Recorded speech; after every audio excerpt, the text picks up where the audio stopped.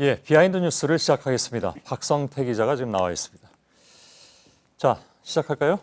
예, 첫 번째 키워드는 대장균 책임 소재입니다. 예, 어떤 내용입니까? 네, 오늘 정의당 노회찬 원내대표가 국민의당과 제보조작 이유미 씨의 관계를 음식점 주인과 대장균의 관계로 비유했는데요. 워낙 비유를 잘하는 분이니까요. 예, 직접 들어보겠습니다.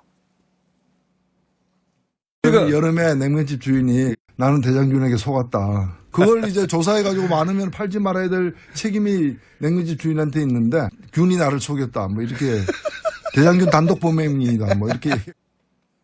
예, 음식에 대장균이 있으면 그것을 거를 책임은 음식점 주인에게 있듯이 이유미 씨의 제보 조작을 검증할 책임이 국민의당에 있었다는 지적입니다. 예. 노회찬 의원은 오늘 비유에서 균류를 많이 활용을 했었는데요.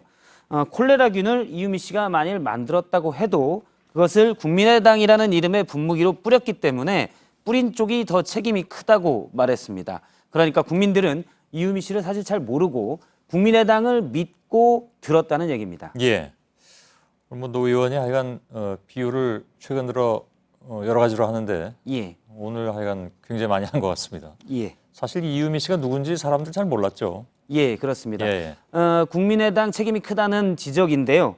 국민의당은 오늘 청주에서 비대위를 가졌는데 박주선 비대위원장은 또 한 번 한없이 부끄럽다고 사과했지만 이 제보 조작건은 이유미 당원이 지나친 승욕을 하다가 빚은 거다라고 당의 책임에는 선을 긋는 모습이었습니다. 예. 다음 키워드는요? 다음 키워드는 구박의 구박입니다. 이건 자유한국당 얘기 같은데요?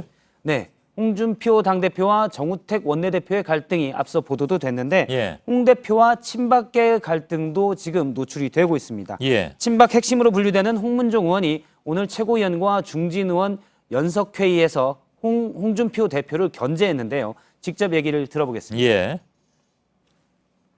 이 문제에 대해서는 대통령이 임명했으니까 뭐 할 수 없다 이렇게 하지 마시고 정말 출근 저지 투쟁이라도 해야 된다. 예, 어제 홍준표 대표가 국무위원의 임명은 대통령 몫이다라고 얘기한 데 대해서 예. 홍문종 의원이 이 홍준표 대표를 견제하고 비판한 겁니다. 예. 두 사람이 원래 옛날부터 사이가 안 좋았잖아요. 예, 그렇습니다. 대선 이후에 당시 홍준표 대표가 친박을 향해 절지동물의 한 종류로 표현을 하자 홍문종 의원은 바로 낮술 먹었냐고 반박하기도 했습니다. 예. 그래서 오늘 회의도 비공개로 전환된 뒤에 두 사람의 충돌이 좀 격하게 있지 않을까 기자들이 관심을 많이 가졌었는데요. 제가 따로 알아보니까 홍준표 대표나 홍문종 의원이 서로 이런 부분에 대해서는 한마디도 하지 않았다고 합니다. 예. 하지만 홍준표 대표는 이미 갈등을 회의 전에 예고하기도 했는데요. 오늘 소셜미디어에 일부 극소수 구박, 그러니까 오래된 친박들이 저를 구박한다고 해서 쇄신과 혁신을 멈출 수 없다고 말했습니다. 표현이 다양하게 나오고 있군요. 아까 절지동물은 제가 뭐 구체적으로 풀진 않겠습니다. 예, 너무 많이 나왔기 때문에요. 그 이후에 뭐 양박, 그죠? 예. 그리고 또 이제 구박으로 또 이제 바뀌었는데 알겠습니다. 세 번째 키워드는요?